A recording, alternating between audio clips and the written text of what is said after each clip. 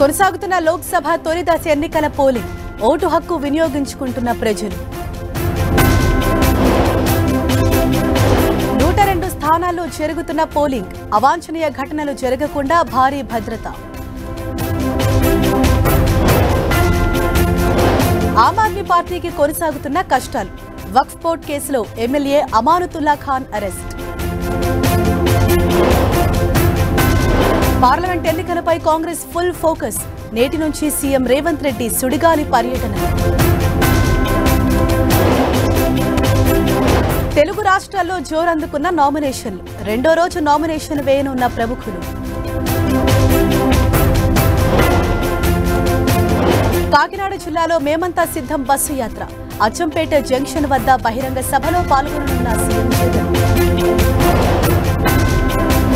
bus యాత్రకు మాజీ CM KCR సన్నాహాలు అలంపూర్ జోగులాంబ నుంచి శ్రీకారం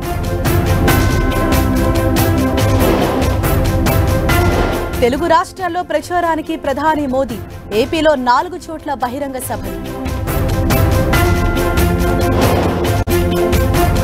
కేజ్రీవాల్ క్లినికల్ పరీక్షలపై నేడు విచారణ మధ్యాహ్నం విచారించనున్న రౌస్ అవెన్యూ కోర్టు భారత అమ్ముల పదిలోకి మరో అస్త్రం విజయవంతమైన స్వదేశీ క్రూజ్ క్షిపణి పరీక్ష నార్త్ కొరియా నియంత కిమ్ జీవాయుధ కార్యక్రమం ప్రాణాంతక వైరస్ ను అభివృద్ధి చేస్తున్నట్లు హెచ్చరిక